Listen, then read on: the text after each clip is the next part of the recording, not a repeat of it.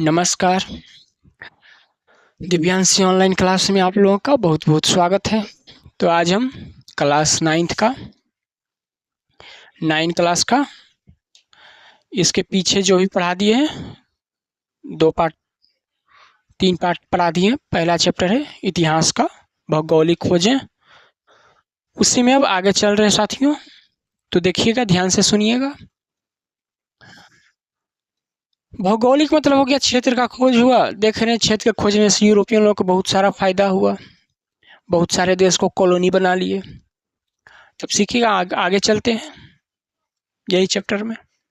यह भी चैप्टर देखिएगा बहुत महत्वपूर्ण है एग्जाम की दृष्टि से भी, और आगे जब जॉब का तैयारी कीजिएगा तो यही सबसे क्वेश्चन बनेगा। तो अच्छे से पढ़िएगा, इसको सुनिएगा। यूरोपीय देशों द्वारा खोजे गए नए देशों से आयातित बहुमूल्य धातु, विशेषकर अमेरिका से आयातित सोना तथा चांदी ने अर्थव्यवस्था के स्वरूप को ही बदल दिया। जब क्या बोले खोज हुआ तो क्या हुआ, यूरोपियन देशों को बहुत फायदा हुआ। तो उसी में देखिए, जब खोज हुआ देशों को तो हर देश में अलग अलग चीज पाया जाता था, कीमती चीज। जैसे भारत में हर चीज थोड़े मिलता है, नहीं मिलता है। या कोई भी देश क्या वो पूर्ण तरह से कंप्लीट नहीं है, सभी चीज उसमें मिल जाएगा। जैसे भारत है तो देखिए, तेल खरीद के लाना पड़ता है कि नहीं, नेचुरल गैस वो सब लाना पड़ता है खरीद के। भारत में उतना मात्रा में नहीं मिलता है तो लाना पड़ता है। तो वही क्या था, यूरोप के पास सभी चीज तो था नहीं, मगर क्या किया, जब खोज किया बहुत सारे देशों का तो उसको वो संसाधन मिल गया अपने औद्योगिक क्रांति को बढ़ाने के लिए, अपने विकास के लिए। जो एनर्जी चाहिए, ऊर्जा चाहिए, जो पदार्थ चाहिए, मटेरियल चाहिए इंडस्ट्री बनाने के लिए, व्यापार करने, जो भी चाहिए, वो व्यापार करने के लिए जो मटेरियल था वो सभी देशों में मिल गया इसको। इससे इसको और फायदा हुआ। उसी में से अमेरिका से इसको क्या मिलता था, सोना और चांदी। सोना चांदी तो पता है दाम कैसा है अभी, हमेशा से ये कीमती धातु रहा है। चांदी हमेशा से ही महंगा धातु रहा है, हमेशा। कोई भी युग उठा लीजिए, देखिएगा सोना चांदी का वैल्यू रहा ही रहा है। तो अमेरिका से जो सोना चांदी, तो उसकी क्या अर्थव्यवस्था क्या रूप ही बदल दिया। फलतः 80 वर्षों तक यूरोपीय अर्थव्यवस्था चांदी पर निर्भर रही। मतलब उस समय जो व्यापार होता था, जो भी लेन देन, लगभग यूरोप कितना है 80 साल तक चांदी से अपना बिजनेस किया, जो भी कह सकते हैं, व्यापार किया, लेन देन किया। जो भी यूरोप का काम था वो 80 साल तक चांदी पर निर्भर रह के काम किया। इससे मुद्रास्फीति की स्थिति उत्पन्न हो गई। चांदी से लेन देन के कारण, बिजनेस करने, व्यापार करने के कारण, जो बोलिए, यहाँ पर क्या हो गई, मुद्रास्फीति आ गई। इन्फ्लेशन इसको बोलते हैं, महंगाई आ गई। बदले हुए आर्थिक स्वरूप में व्यापार की प्रधानता बनी और वर्ग संबंधों में परिवर्तन आने लगे। और यहाँ पर क्या होने लगा, बदलते आर्थिक स्वरूप, क्योंकि क्या होता है, समय के साथ साथ देख रहे हैं हर चीज चेंज हो रहा है, बदल रहा है कि नहीं बदल रहा है। तो यहाँ बदल रहा है तो वहाँ भी तो बदल रहा होगा ना, यूरोप में भी बदल रहा था उस समय। तो बदल क्या हो गया, उसमें व्यापार की प्रधानता बनी। यूरोप में किसको प्रधानता दिया गया, व्यापार को, क्योंकि व्यापार ही ऐसा चीज है, क्या है, जो देश को भी बढ़ाता है, उन्नति कराता है, टैक्स देती है सरकार को, और रोजगार भी सृजन करता है। तो यूरोप क्या किया, व्यापार को बढ़ावा दिया। यूरोप क्या किया, व्यापार को बढ़ावा दिया। और भारत भी तभी उन्नति कर पाएगा जब क्या होगा, यहाँ भी व्यापार को, जब तक बिजनेस माइंडेड यहाँ लोग नहीं होंगे और बिजनेस का माहौल नहीं बनेगा, तब तक भारत भी विकास नहीं करेगा। ये जॉब के पीछे, नौकरी के पीछे जो पागल हैं, वो उतना विकास नहीं करेंगे जितना नौकरी वाले करेंगे। क्योंकि देखिए, कोई भी आदमी मान के चलिए वो फैक्ट्री खोलेगा तो 10 से 15 आदमी को रोजगार देगा, देगा ने, फिर उसका सामान बाजार में बिकेगा तो वहाँ दुकानदार को भी वो रोजगार देगा। तो एक को कम से कम 10 से 15 आदमी को रोजगार देगा, एक वो छोटा उद्योग। तो सोचिए, बड़ा बड़ा फैक्ट्री लगेगा तो वो कितना का उद्योग देगा। और वही कोई आदमी नौकरी कर रहा है, कोई भी नौकरी, तो वो कई को रोजगार देगा। खूब देगा तो 1 से 2 को, उससे ज़्यादा तो नहीं दे सकता है, क्योंकि उसको अपने वेतन में घर नहीं चलेगा, दूसरा क्या देगा बेचारा वो। तो आर्थिक स्वरूप बदलने लगा तो और क्या है, व्यापार को ज़्यादा प्राथमिकता देने लगा। और क्या बनने लगा, वहाँ वर्ग बनने लगा। वर्ग मतलब क्लास। ये क्लास पढ़ाई वाला नहीं, समाज में क्लास बनता है। स्टैंडर्ड जिसको बोलते हैं ना, लेवल, औकात, वो बनने लगा। मतलब बिजनेसमैन भी देखिएगा भारत में ही तो एक अरबपति अलग क्लास हो गया, फिर करोड़पति वो अलग क्लास हो गया उसका सब चीज़, फिर लाखपति उसका अलग रहन सहन सब चीज़ हो गया, और फिर हो गया एक हजारपति जो हजार जिसका मंथली इनकम है। तो देखिए क्लास वर्ग बना कि नहीं, आर्थिक के आधार पर ये क्या वहाँ पर बनने लगा। तो जो वहाँ पर अमीर हो गया उसका अलग क्लास, जो मिडिल क्लास पे चला उसका अलग वर्ग, और जो गरीब रह गया उसका अलग वर्ग बन गया। इसके फलस्वरूप वर्ग के बदले व्यापारी वर्ग का प्रभाव बढ़ा। सामंती किसको बोलते थे, पढ़े होंगे, जमींदार लोग होते थे, छोटे से क्षेत्र में अपना क्या करते थे, पूरा अधिकार रखते थे। तो इसके जगह पर अब वहाँ किसका प्रभाव बढ़ने लगा, व्यापार लोग का प्रभाव, क्योंकि व्यापारी लोग के पास पैसा होता था, पूंजी होता था। अभी भी क्या है, पैसे किसके पास है, बिजनेसमैन के पास है। अभी भी पैसे किनके पास है, बिजनेसमैन, क्योंकि वो बिजनेस से बहुत सारा पैसा इकट्ठा कर लेता है प्रॉफिट के माध्यम से। कोई भी सामान बना, मान के चलिए ये 100 रुपये में बना, तो बाजार में इसको 1000 रुपये में बेच के प्रॉफिट कमा लेगा। आप ही बाजार से कोई भी चीज़ खरीदते हैं तो वो बिना, कोई तो बनाया होगा बिजनेसमैन, उसको फैक्ट्री में बनाई होगा, कोई भी सामान यूज करते हैं तो कहीं तो बना होगा ना, वो कोई तो बनाया होगा उद्योगपति उसको, तो बिना फायदा के थोड़े मार्केट में भेजेगा, हो ही नहीं सकता है। तो सामंती वर्ग के बदली कौन वर्ग प्रभाव में आ गया, व्यापारी वर्ग आ गया ऊंचा। अब भारत में नौकरी नौकरी भले कुछ राज्यों में जा पाया जाता है, आप भारत से बाहर निकलिए, चाइना जाइए, जापान जाइए, फिर या फिर यूरोप जाइए, बहुत सारे देश, अमेरिका जाइए, वहाँ पर व्यापारी लोग का ज़्यादा महत्व होता है। बिजनेस करने वाला का जो होगा ना, उनको एकदम अच्छा समाज में बचपन से पूछें क्या करना है, तो इंटरप्रेन्योर बनना है, मतलब उनको व्यापारी, उद्योग बनना है, उद्यम करना है, तो उसको आदमी अच्छा नज़र से देखेगा। जैसे भारत में, बिहार में खासकर जिसे बोलता है नौकरी करेंगे, तो बेचारा कैसे नौकरी वाले को सर का आँख पर बैठा कर रखता है, तो वैसे ही विदेश में किसको रख, व्यापारी लोग को ज़्यादा इज्जत मिलता है, नौकरी वाले को तो कहता है इन तो नौकरी करेगा, उस तरह का होता है वहाँ पर।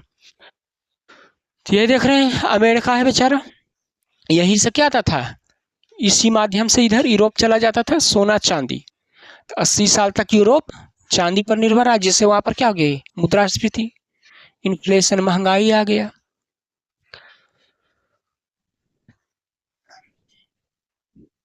आगे देखिए,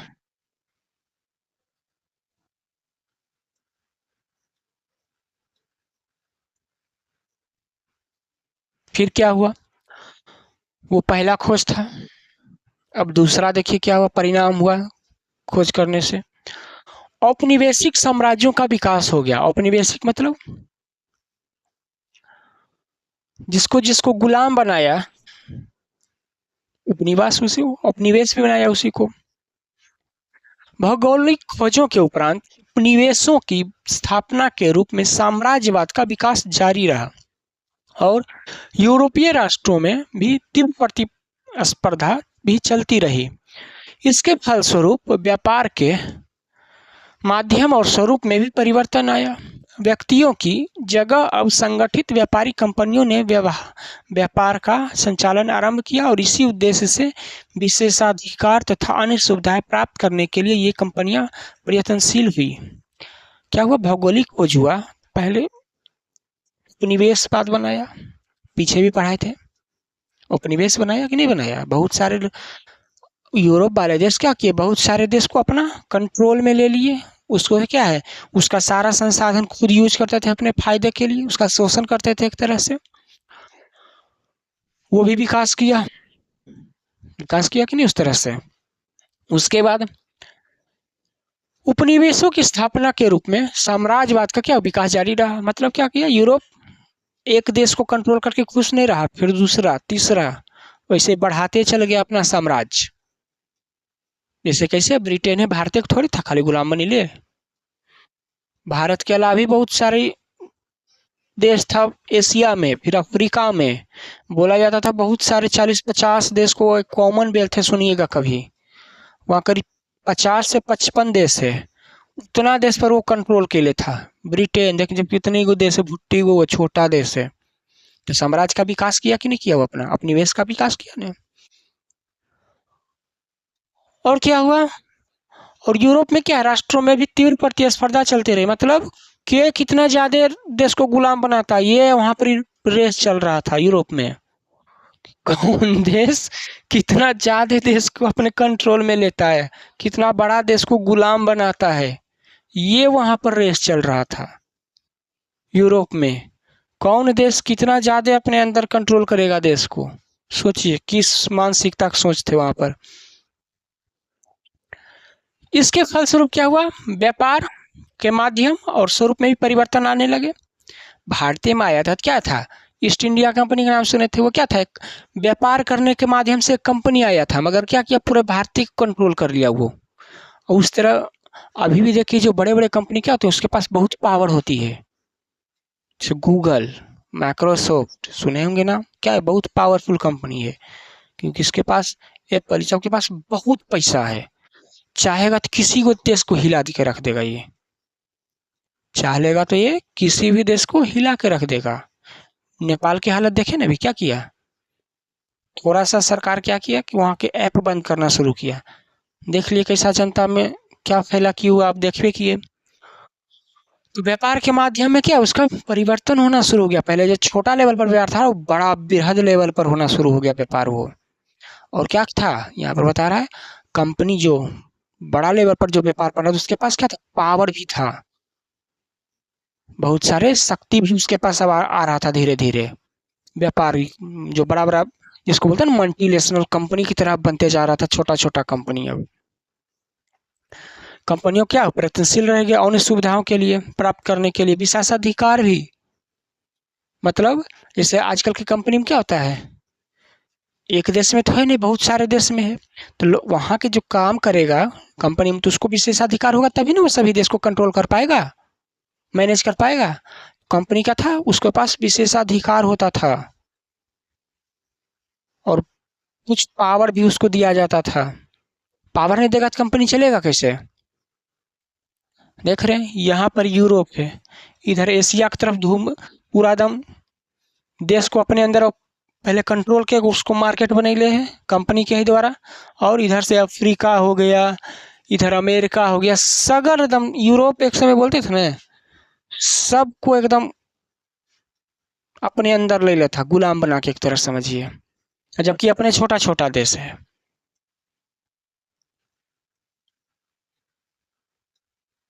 आगे देखिए,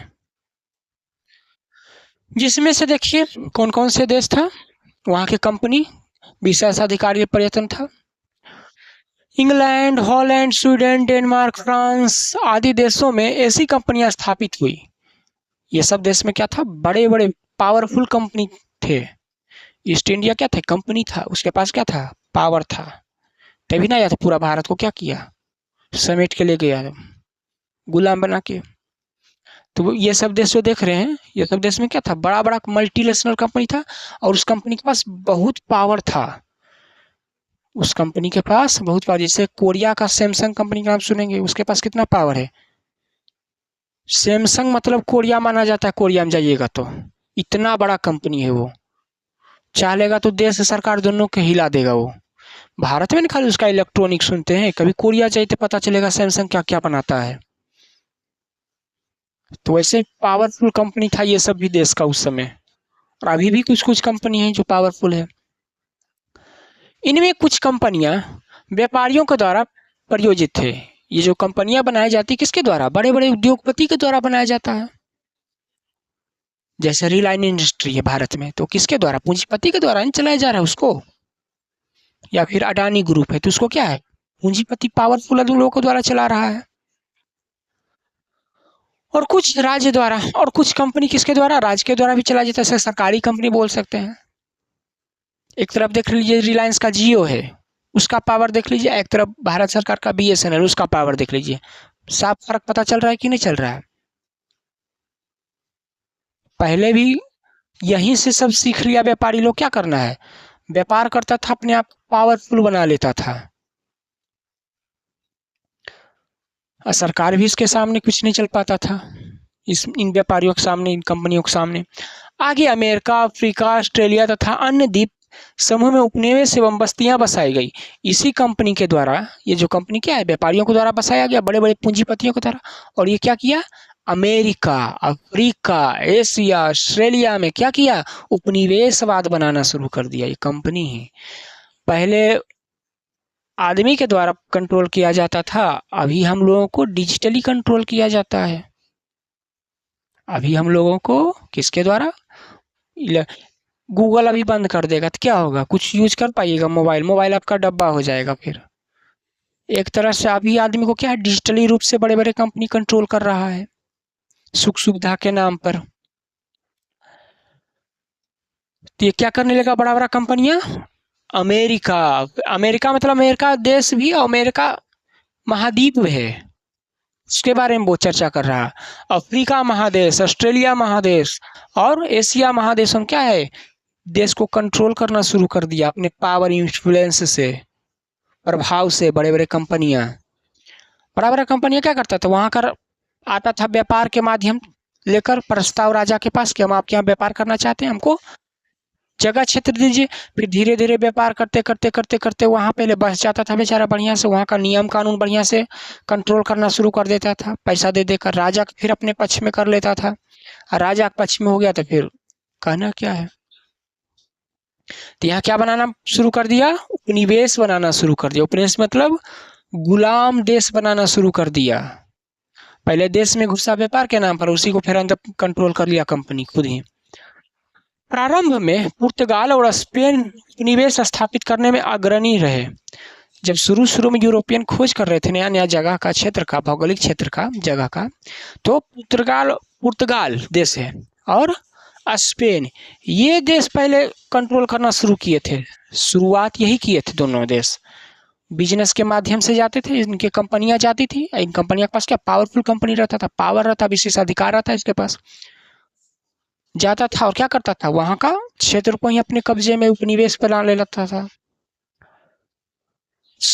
परंतु 16वीं सदी के अंत तक 17वीं सदी के प्रारंभ में फ्रांस भी शामिल हो गया इसमें। देखा यार, पुर्तगाल स्पेनमा जो है बड़ा मजा लूट रहा है, देश को गुलाम भी बना रहा है, वहां से सामान भी ला रहा है, हमसे सस्ता बेच रहा है, मार्केट बना कर रख ले है, उसका संसाधन का बढ़िया से यूज कर रहा है, फल फूल रहा है। तो हमें काहे पीछे रहे, हम भी तो जगह खोज रहे हैं, चलो हम भी निपटाते हैं फाइल देश का। और की इसको देखा देखी फिर इंग्लैंड आया, हॉलैंड, स्वीडन, डेनमार्क, फ्रांस, ये सब भी आया। यूरोप छोटा देश थोड़ी था, बड़ा महादेश था, छोटा छोटा देश है मगर ढेर देश था। देख रहे होंगे Europe, Germany, Poland, Belarus, France, Spain, Italy, ये सब भी चला। चलो हम भी अब निवेश बनाते हैं, हमें कल पीछे रहे।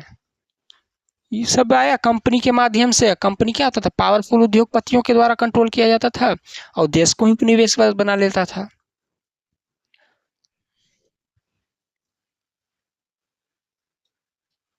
देख रहे हैं, 16वीं शताब्दी से 17वीं शताब्दी के बीच में ज्यादा कंट्रोल शुरू कर दिया सब देश को। भारत तो क्या, जब 16 ईस्ट इंडिया कंपनी आई थी तभी देखिएगा धीरे धीरे भारत में अपना पैर पसारना शुरू किया था कंपनी के ही नाम पर। दूसरा क्या हुआ, उपनिवेशवाद बनाना शुरू कर दिया देश। तीसरा, अपना व्यापार बहुत विकसित कर लिया। ये यूरोपियन देश जो अभी अपने आप को प्रथम वर्ल्ड मानता है, प्रथम दुनिया, एक दूसरी दुनिया बनाया और एक तीसरी दुनिया बनाया। तो हम लोग को भारत को वो सब तीसरी दुनिया मानता है। तीसरी दुनिया में भिखारी देश, गरीब देश, जिसको वो सब लूटा ने, जिसको वो सब लूट के छोड़ दिया, उसको तीसरी दुनिया मानता है बेचारा। हम ही से लूट के अमीर भी बना और बेचारा अपने आप को प्रथम दुनिया भी मानता है, विकसित राष्ट्र। समझ रहे हैं ना, अपने आप को विकसित मानता है दूसरा के लूट को यूरोप लोग। अब प्रवचन तो बड़ी बढ़िया बढ़िया देगा, ह्यूमन राइट, बहुत बढ़िया बढ़िया ह्यूमन देगा, बस अपना लगी बेचारा ह्यूमन राइट नहीं है, दूसरा लगी बड़ी नियम कानून है वो सब देश का। नए देशों की खोज तथा व्यापार के वैश्विक विस्तार के फलस्वरूप आधुनिक पूंजीवादी का जन्म हुआ। फिर धीरे धीरे क्या हुआ, आर्थिक पूंजीवाद, मतलब जिसके पास कैपिटल है, पैसा।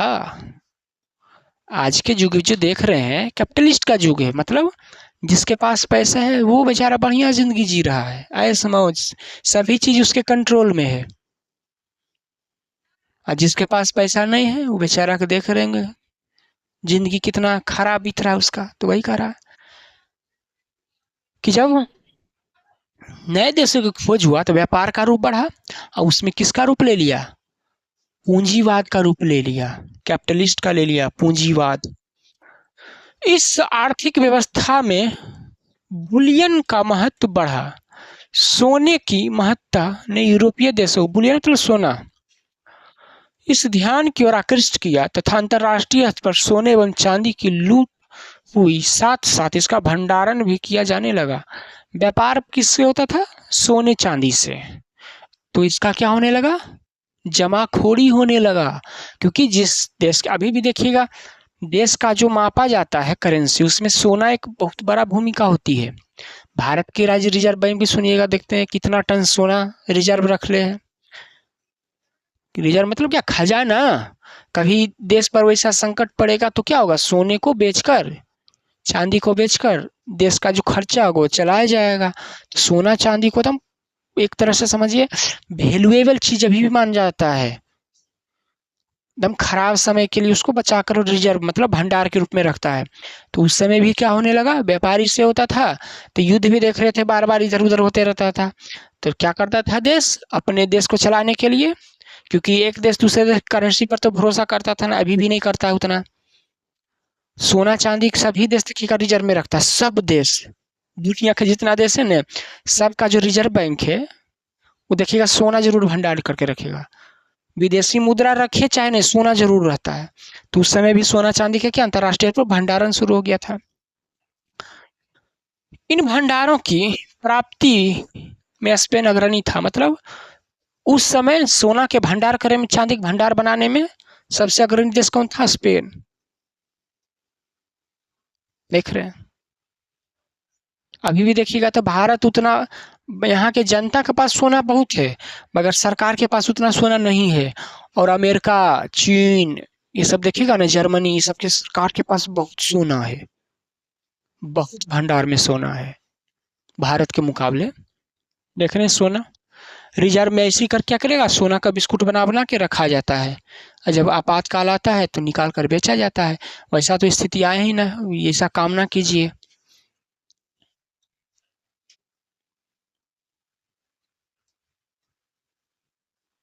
आगे देखिए, फिर चौथा, फिर धर्म का भी प्रचार प्रसार जबरदस्त किया ये सब यूरोपीय। क्योंकि यूरोपियन लोग क्या था? क्रिश्चियन को मानता था। यूरोपियन लोग ईसाई धर्म को मानते थे। तो देखते हैं जहां जहां गया अपना धर्म का प्रचार प्रसार कर दिया। भारत में पहले क्या ईसाई धर्म था? नहीं था। मुस्लिम धर्म था? नहीं था। पहले मुस्लिम आक्रांत आए तो वो अपना धर्म फैलाया यहाँ पर, फिर क्रिश्चियन आए, अंग्रेज लोग आए तो वो अपना धर्म फैला दिए। तो वही बोल रहा है, जैसा कि पूर्व में उल्लिखित है कि भौगोलिक खोजें ने यूरोपीय देशों की सभ्यता, संस्कृति, धर्म एवं साहित्य का भी प्रचार प्रसार किया। जब वो यहाँ आए तो खाली अपने आदमी व्यापार बिजनेस नहीं लाए, सब चीज लाए बेचारा, अपना संस्कृति, सभ्यता, भाषा, खान पान सब चीज लाए यहाँ पर। जौन जौन देश थे अपना क्या कल्चर वहां पर छोड़ के गए, हर देश में। वही तो देख रहे हैं आजकल भारतीय लोग क्या वेस्टर्न देखना पसंद करते हैं, वेस्टर्न जैसा रहना पसंद करते हैं। तो क्या किया? धर्म युद्धों की असफलता के कारण ईसाई धर्म का प्रचार प्रसार जो धीमा पड़ गया था, देख रहे थे यहाँ पर क्या हो रहा था? युद्ध हो रहा था, लड़ाई झगड़ा। तो धर्म युद्धों के कारण क्या होता है? सफलता के कारण ईसाई धर्म का थोड़ा सा बेचारा के धीमा पड़ गया था। नए भौगोलिक खोजें ने इसमें प्राण डाल दिए, और जो नया खोज होने लगा तो उससे क्या हो गया? लोगों में आशा जगी, अच्छा नया नया क्षेत्र मिला है ना, चलो वहीं पर अपना प्रचार धर्म का फैलाते हैं। पहले ये आपस में खूब लड़ते थे यूरोप वाले, 10वां में आइएगा तब इतिहास में जानिएगा, ये खूब लड़ते थे आपस में। छोटे छोटे देश थे, खूब लड़ते थे। जर्मनी का एकीकरण, इटली का एकीकरण में सब पढ़ाएंगे तो पता चलेगा। ये सब छोटे छोटे थे, आपस में ही लड़ते रहते थे। मगर जब ये इससे बाहर निकले, ये सबसे बाहर निकले, तो देख रहे हैं ना, नए नए क्षेत्र को अपने कब्जे में ले रहे हैं। सोना चांदी पर कब्जा कर रहे हैं, व्यापार करने के उद्देश्य से आते हैं, देश को अपने अंदर कर रहे हैं, सोना चांदी का भंडारण कर रहे हैं। और जहाँ जहाँ जौन देश गया, जिस देश का अपना जैसा धर्म था, वहाँ प्रचार प्रसार, संस्कृति, कल्चर सब वहाँ थोपना शुरू कर दिया। ईसाई धर्म प्रचारों ने अफ्रीका, एशिया, अमेरिका के दुर्गम स्थलों तक अपना जाकर प्रचार किया। अभी भी भारत में सुनते होंगे, यहाँ ई धर्म परिवर्तन हो रहा है। तो ये आज से नहीं, बहुत पहले से ये कार्यक्रम बेचारा शुरू कर दिया था यूरोप वाला, अपना धर्म का प्रचार। देख रहे ना, एशिया, अफ्रीका सगर आज से नहीं, बहुत दिन से शुरू के लिए था, अपना धर्म बढ़ा रहा था, प्रचार प्रसार कर रहा था। देख रहेंगे ये सब, इसका क्या होता है, चर्च होता है।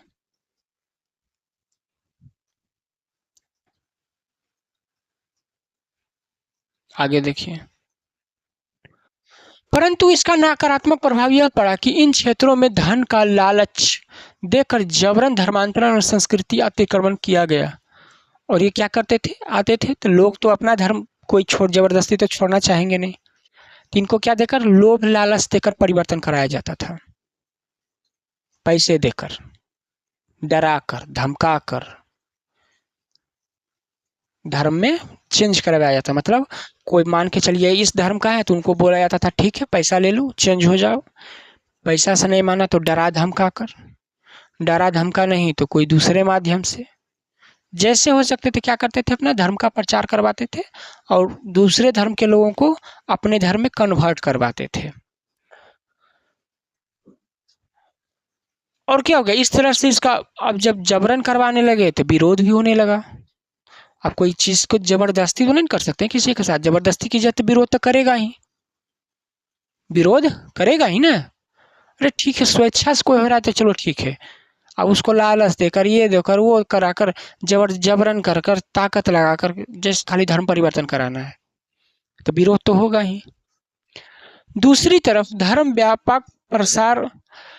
के व्यापक प्रसार ने चर्च की प्रभुसत्ता को कम किया।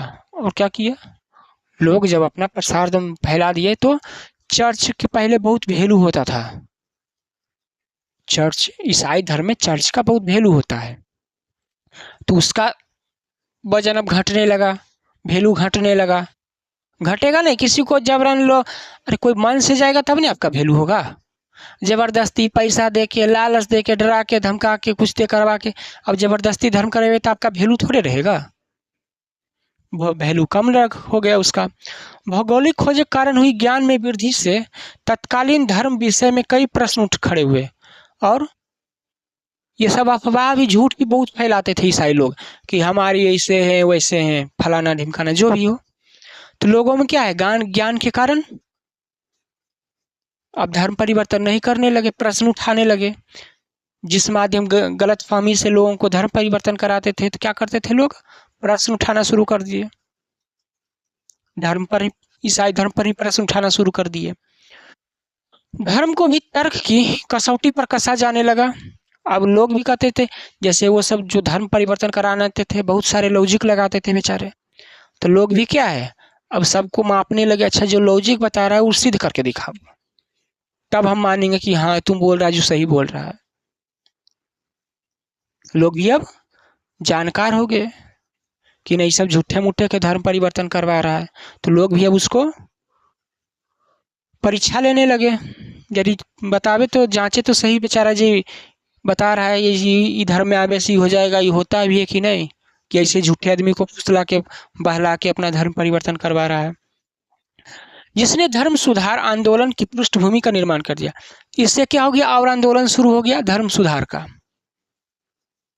इससे क्या हो गया, लोगों में एक और आंदोलन, धर्म सुधार आंदोलन भी शुरू कर दिया।